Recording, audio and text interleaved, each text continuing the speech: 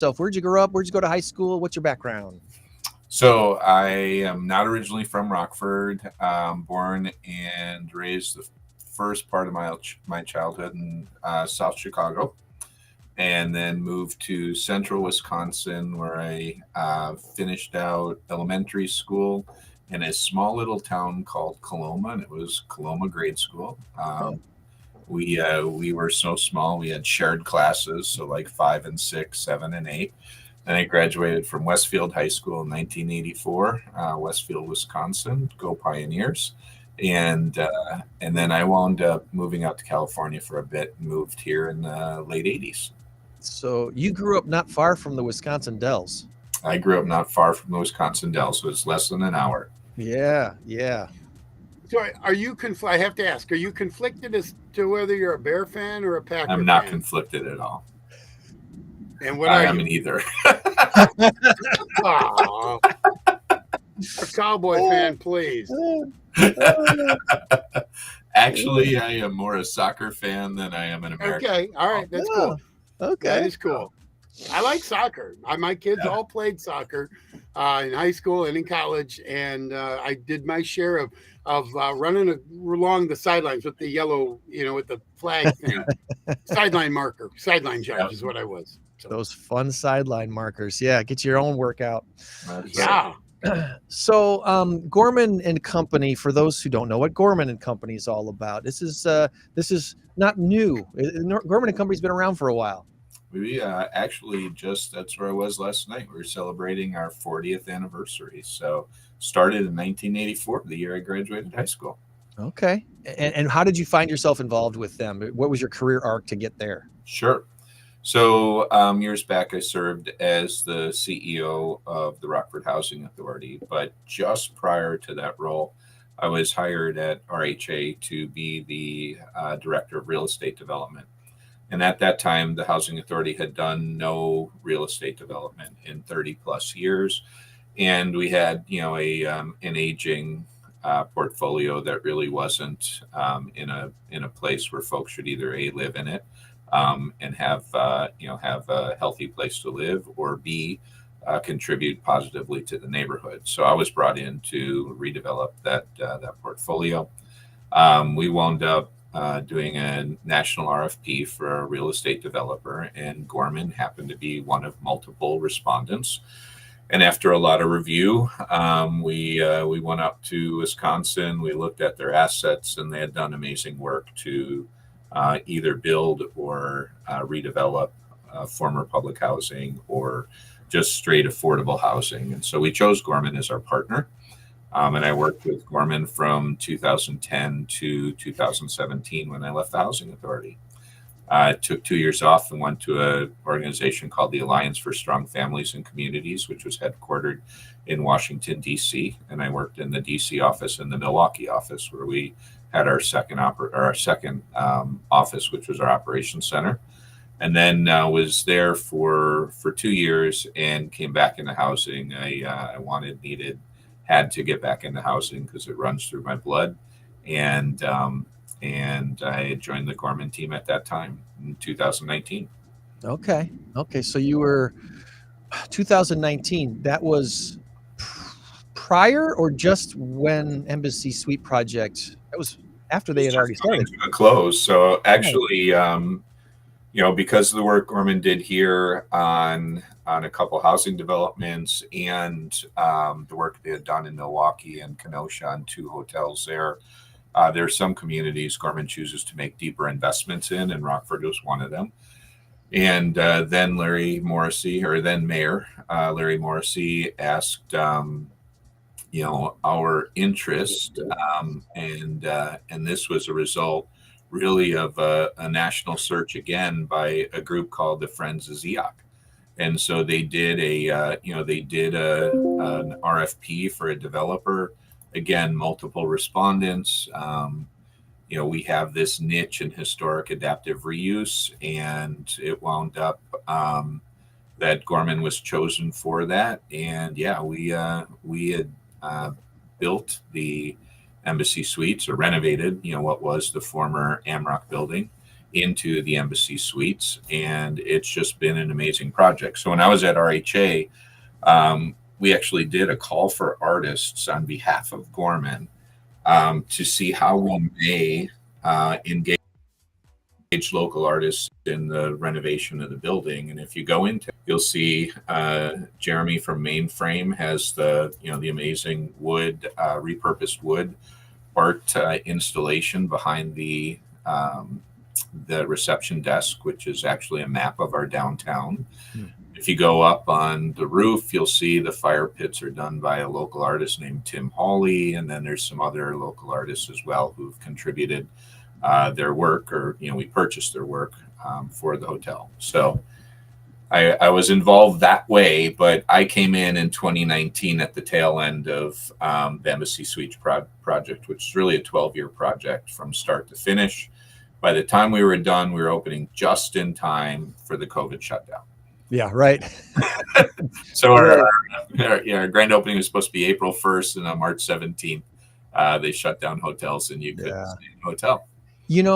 And in spite of that happening, I think it's pretty fair to say, and I'm not just blowing smoke because you're on this podcast with us, I think it's pretty safe to say the Embassy Suites project has been way over anyone's expectations. It's just been a huge success. Yeah, I was reminded last night as we were celebrating our 40th and spending time with my colleagues that 2 years ago, for the first time, Embassy hit the leading Embassy Suites in the entire nation.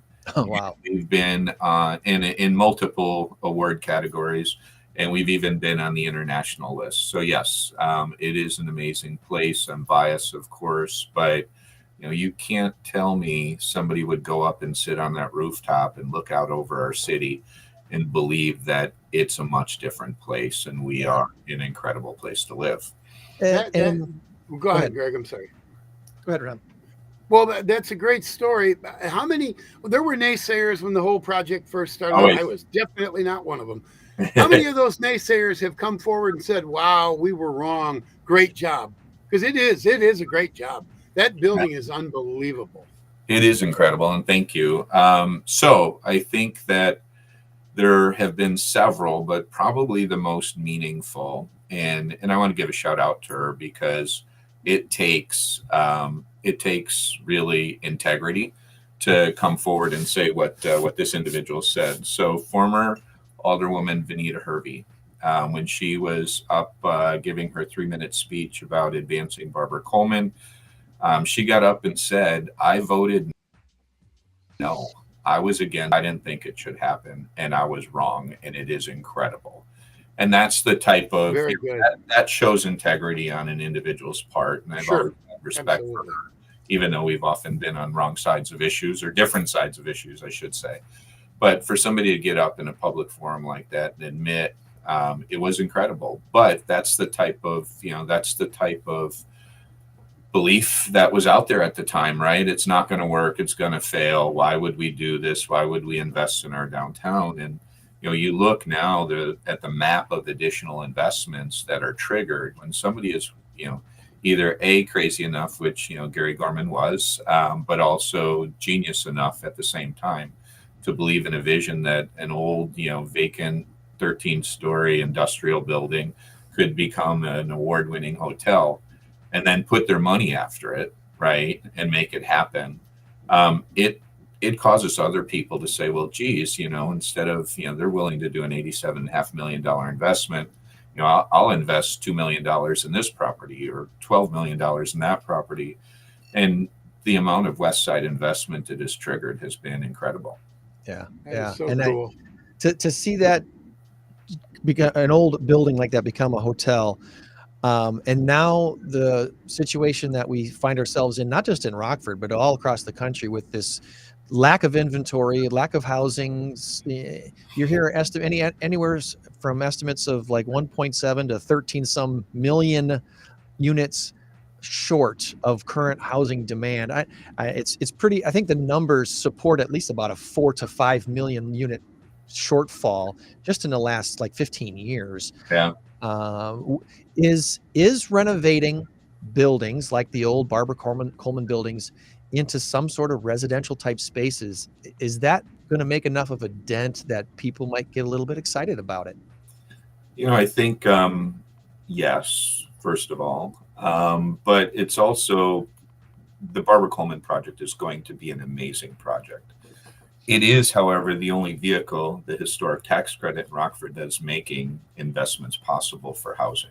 And so it is going to make a dent, but it is only one of the few ways we're able to make a dent. It's a dent. Yeah, it's not the whole thing for sure. Right. But even, if you look at any of the construction in Rockford over the last, 5 to 10 years, thank God for Justin Fern and Urban Equities, who's got a historic adaptive reuse model, has been able to leverage the River's Edge state tax credits for historic, as well as the federal historic tax credits, because if there wasn't somebody savvy enough to utilize those credits, then there really wouldn't be anything happening in Rockford for home construction. So there have been hundreds of units that have been added to the city's inventory, and they're only through the historic adaptive reuse, because that tool actually makes economic sense.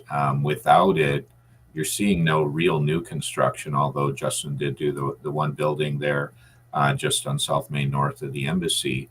But that really is an anomaly, and you don't really see those. It was 30 units, not 300 units or 3,000 units, which we're actually locally, arguably 5,000 plus units behind in inventory, and it all depends on what stratus of household you're looking at, whether it's low income households or high income households, which most wouldn't recognize. But we have a significant shortfall of housing for those individuals who are able and willing to spend $400,000 or more on a house. We don't have the inventory there either. No. The looks on people's faces when I tell them we could build 1,000 houses today and they'd all be sold and moved into in a month, Yep. Because we have that kind of demand. And they're like, here in Rockford? Yeah, here in Rockford, all across the country too. But mid-sized cities like Rockford across the country sometimes get overlooked in a lot of this stuff. But my goodness, when you take a look at cost of living and all the other aspects that have come into where people are comfortable living and what they want, we've got it here in Rockford. We just need to shine a light on a little bit better. You got to flaunt it a little more. Yeah. And I think repurposing old buildings. I know Gary Anderson, I heard him give a talk about a lot of these old buildings and his great frustration, how many of them have already been torn down that could have been repurposed into useful, maybe even residential buildings. Let's not let any more of them go. And he named a whole bunch of different buildings around the city that he would love to see repurposed. He said, all right, we've got Embassy Suites now. We can see that this is viable. This works. The project now on the river there, the whole Barbara Coleman project, how long are you thinking this is going to take before there's actually people doing commerce and living in that space? I think we've heard in the media they've started phase one, right, and moving forward. Construction on phase one, my understanding is likely a 24-month window, and so that could could be 2 years from now. We'll see people living in there. Wow. But one of the challenges, regardless of all the stuff going on in the media, is we just don't have a workforce either to build it, right? And so that's the other piece. We have a housing shortage and we have a labor shortage, and so trying to find an appropriate workforce that's going to be able to complete that on time, I know, is a challenge for every developer. We have a project coming up, and you really have to beat the streets, so to speak, to get people signed up and contracted to do the work, not because they don't want to, but because there's so much work elsewhere and in our region for just a small amount of workforce, and so we also need to increase that workforce. Is there, are you hearing anything? This might be a question for someone completely different. I don't know, but I'm thinking internships and apprenticeships for electrical and plumbing and construction and all that sort of stuff. Where, hey, you wanna get out of high school and get schooling while being paid, there's got to be opportunities out there, and we need to start shining a light on those places, those opportunities too. Oh, absolutely. I think RPS actually, as part of their career, college and career academies, has done a great deal more over the last several years in the trade space, right? For a long time, there was this push that everybody had to go off to college and become a doctor, a lawyer, or, a scientist of some sort or something, not recognizing the great living that a tradesman can make as an electrician or a carpenter or whatever. And it's really what our community was founded on, is these types of amazing careers. And so it was good to see RPS go back in that direction. Rock Valley, I know, has a relationship with RPS around this. Habitat for Humanity uses high school students to build homes. And so, yes, that's there. Youth Build is out there doing work as well, but we need to put those all on steroids. Yeah. And get a lot more people in the workforce. Good news. It's happening at Harlem High School. They're building on there, and they're going to be building the frames for houses that Habitat for Humanity will be building. Yep. And that'll be very exciting. Well, is there anything else that you'd like to shine a spotlight on today? We could go on all kinds. I told Tom earlier, I need to have you and I on and maybe a couple other folks to just have like an hour and a half, just open forum on real estate related issues around Rockford sometime. It would be a very informative, I think, for people to plug into that and see what opportunities are currently there and what opportunities should be there that we should be, trying to find solutions for. But for the purpose of this today, is there anything we didn't ask you about that you'd like to let us know before we let you go? I really think we need to have this broader conversation about real estate. And I'd love to do that. When we talk about affordability as an example, locally, decision makers and people in positions of power who could help us create inventory legitimately fear when somebody says the words affordable housing. And I've been in enough of these conversations and circles that we hear people say, we don't want that. And what they're affordable, and they think disposable, and that's not right. Exactly. It's like, no, we need to have high quality housing that's healthy for people to live in. It needs to be affordable to folks across all different income spectrums. And so it often gets lost in this discussion of describe what is affordable. We don't have a way to do that. And actually, we do. It just means that you're not going to spend more than 30% of your income on household expenses, whether you're a homeowner or an apartment renter. And because of this lack of inventory and the increase in housing prices and even rent prices, one can look at that as a homeowner and say, this is a rock star market, right? My home is worth so much more than I paid for it, but sell it and try to buy another one. And it's a challenge because there's no inventory. But on the other side, what we're seeing is more than half of our city is what's called housing burdened, meaning they're spending more than 30% of their income, and significant folks are spending more than 50%. And so that becomes a challenge as well. And so creating inventory is important to bringing that amount of the number of folks who are housing burdened down, both on the for sale and the for rent side, because that's what's going to make our stable neighborhoods. So I would love to talk about that and what we might do. We've got to change our model here. Land use restrictions are keeping us from creating inventory. And we've got 7,000 to 10,000 jobs coming to the Rockford area in the next 5 years. If we don't have places for these folks to live, they're going to live somewhere else, and we're going to miss out on an opportunity to grow our community. Yeah, that's a good point. I was, the National Zoning Atlas. Were you the one that turned me onto that? Yeah, we were talking about it. Yep. That the National Zoning Atlas is one of these hopeful partial solutions to our situation, and I don't know if they've gotten how much they've done in the Midwest yet, but this effort to let people know, hey, here's the zoning issues that your community is dealing with and why builders are choosing not to build in your area. What are we going to do about it? And there's the question, Ron, what are we going to do about it? Well, it's interesting. I mean, so Midwest Chicago's actually done some amazing work around allowing accessory dwelling units, allowing duplexes to be built on single family lots. Even, there are communities that are going with up to 6 families on a single family lot. And part of that goes back to those land use regulations, right? Where even here in our city in 2007, 2008, we adopted a new zoning ordinance that increased the minimum lot sizes. So you really can put a 4 to 6 family on a single family lot that is, from the newer regulations, if you will. But try to do that in a single family neighborhood, and I think neighbors are going to go up in arms. But I live in Edgewater, and I've got neighbors down the block living in 4 families and 6 families, and they've lived together this way for decades, and it works. But we've become so fixated on single family that that's the means. And so with our zoning regulations, we've increased the costs of building single family alone. And so being able to get some low density multifamily would be, I think, important.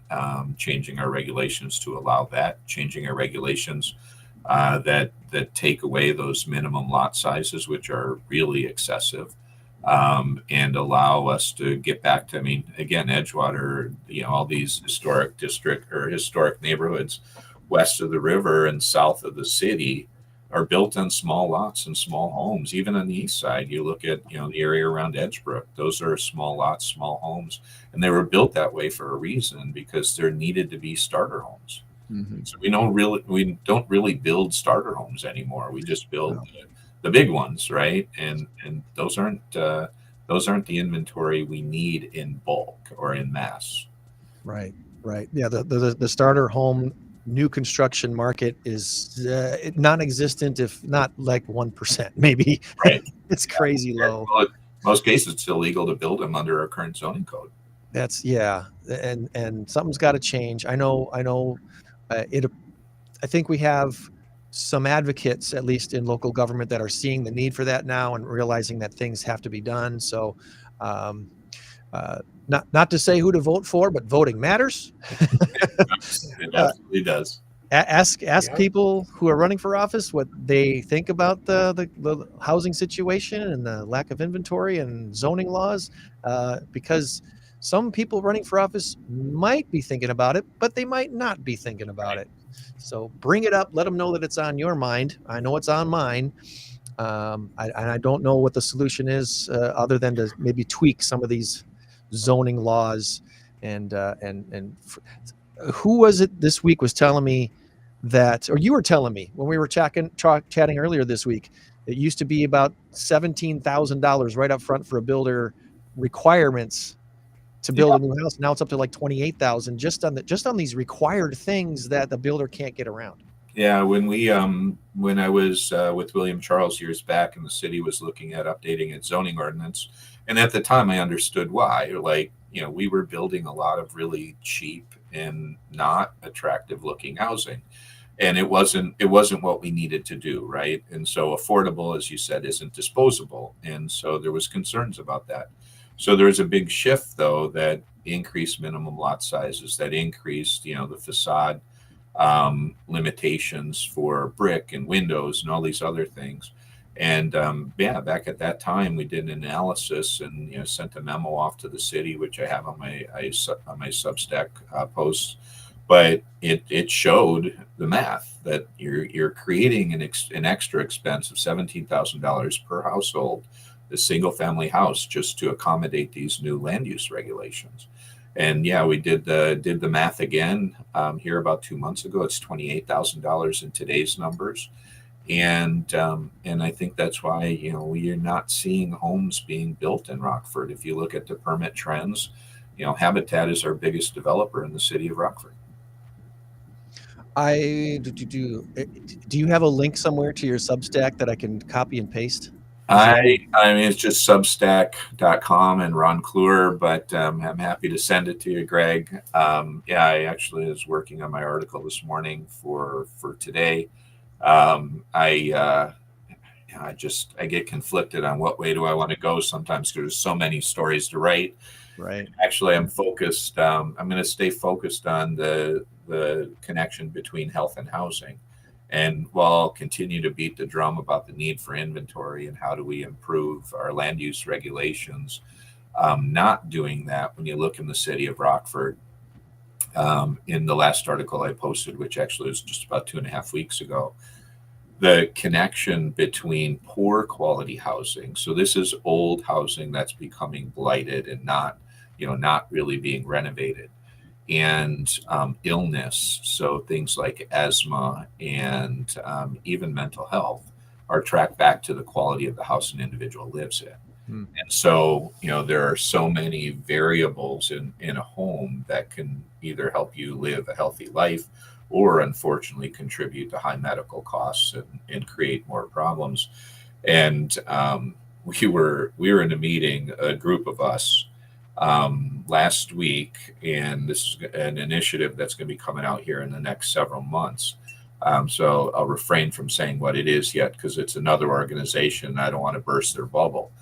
But we were looking at this map that they created, a heat map, and the heat map was identifying those neighborhoods in the city of Rockford that are neighborhoods of success, right? Which most of them are on the northeast side. And I say most because there are also neighborhoods of challenge on the northeast side. And so it was neighborhoods of success, neighborhood of challenge, and neighborhoods of significant challenges. And so, significant challenges and challenges were identified as purple and teal green, respectively. When you looked at the map of the city and you saw 70+% of our neighborhoods fell into those two categories, that's a challenge. And how do we continue to keep our neighborhoods vibrant and great places to live and work and have fun? It all goes around the value of housing, right? And so not only do we need to improve inventory, but we need to improve the quality of the inventory we have. So the county health rankings and roadmaps released this week, 2024 health numbers and rankings for counties.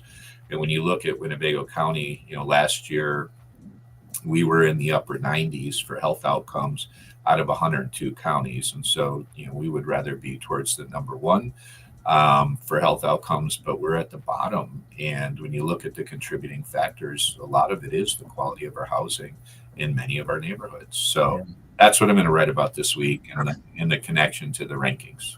And some of that can be, it sounds so immense, and it sounds like such a huge challenge. And some of this stuff could be solved is simply, and this, I'm using the word simply, but track me here. We're simply solving some of these food desert areas where we need a good grocery store near that neighborhood. Or, there are a dozen houses that, they're beyond repair. They just need to be leveled and restarted, build anew. And having that done in a few different neighborhoods here and there could be the spark that rejuvenates the neighborhood. Absolutely. And I think, that what you just mentioned, the access to food, and then the access to healthcare and the access to quality education all falls under this umbrella of the social determinants of health, which, I wish they were called the social determinants of life, because then housing folks and economic development folks would pay attention to them. But those are the things that create the conditions for which people can live successful lives. And so the housing is the foundational piece to it. But if it's in a neighborhood that lacks all of those other things, it's far more difficult for that family to be successful. Yeah, I think we're pretty blessed and lucky here in Rockford that the healthcare part of it is pretty much taken care of for the most part. So that's the good news. But yeah, we've got some food deserts out there, and we got some blighted neighborhoods. Let's talk further about maybe setting up a special podcast edition, maybe some weekday when we can get some of our other local real estate related compadres on a podcast and spend an hour or two just going over this stuff. Ron, appreciate your time. We're going to let you go, and enjoy writing your article. I will. You guys have a great weekend. All right. Thank you, Ron. Thank you. And Ron Clewer, he's the Illinois market president